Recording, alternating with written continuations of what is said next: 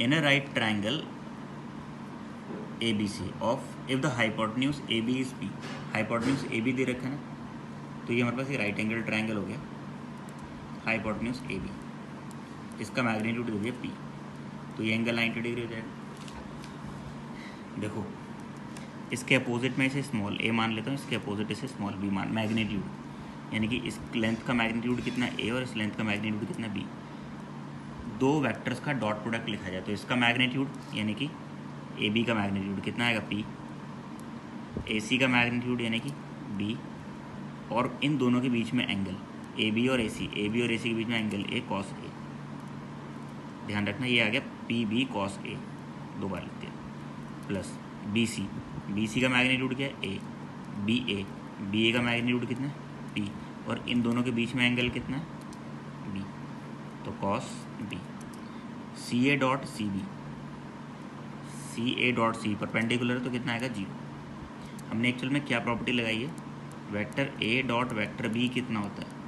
Modulus of A modulus of B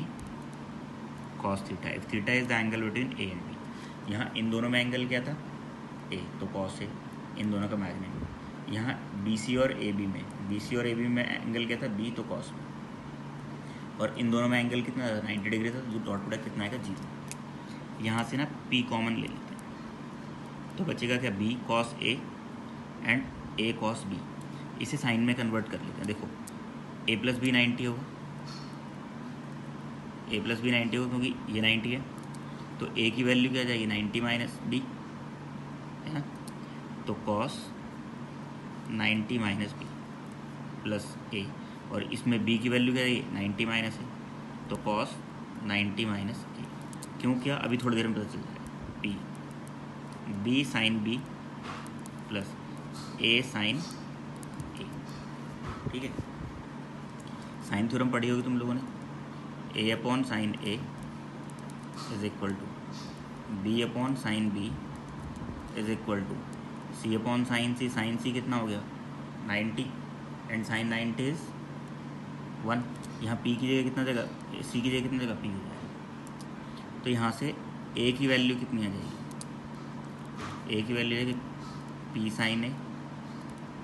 है ना, और B की वैल्यू कितनी आ जाएगी P साइन B, या फिर हम ऐसा भी कह सकते हैं साइन A की वैल्यू कितनी आ जाएगी PA, और साइन B की वैल्यू कितनी आ जाएगी PB, ठीक है। अगर हम इसे उल्टा लिखते हैं P, तो B को ऐसे ही रहने दें, साइन B की जगह क्या हो गया PB प्लस A, ठीक है, ये अपॉन में आएगा, ठीक है। साइन A की वैल्यू है A upon P, sine A, B upon P is equal to sine B, तो साइन B की जगह कितना आएगा B अपॉन P A, और साइन A की जगह कितना जाएगा A अपॉन P, तो ये हो गया P upon P A square plus B square, ये तो कैंसिल हो गया, और हमें पता है A square plus B square किसके इक्वल होगा, पाइथागोरस थ्योरम लगाओ तो किसके इक्वल होगा P स्क्वायर, तो P स्क्वायर वाला ऑप्शन हमारा टिक करेगा। बड़ा क्वेश्चन है थोड़ा सा, ठीक है। ऐसे क्वेश्चन जनरली छोड़ देने चाहिए, बट जब अच्छा लगता है बच्चों को तो कोई दिक्कत ही नहीं। A force F is applied at the point this, ये पॉइंट है कोई हमारे पास P, 1 माइनस 1 2, इस पर एक फोर्स लग रहा है F। What is the moment of the force at this point, 2 minus 1 3। Moment का सिंपल सा फॉर्मूला होता है, अगर हमें मोमेंट लिखना है तो क्या होगा, मॉडुलस ऑफ जो ये F है F क्रॉस, अगर ये A मान दें तो PA वेक्टर, तो हमें एक तो F चाहिए वो में दे रखा है, एक PA वेक्टर चाहिए, तो पहले PA वेक्टर लिख लेते हैं। यहाँ पे देखो PA वेक्टर, PA लिख रहे हैं 2 माइनस 1 1 माइनस 1 और plus 1 0 J and 3 minus 2 is 1 K, ये आ गया P। अब हमें क्रॉस प्रोडक्ट निकालना है F क्रॉस P, तो हम क्रॉस प्रोडक्ट निकालेंगे I, F के क्या है 3 2 माइनस 4, ये क्या है यह, ठीक है, तो I times of 2 minus J times of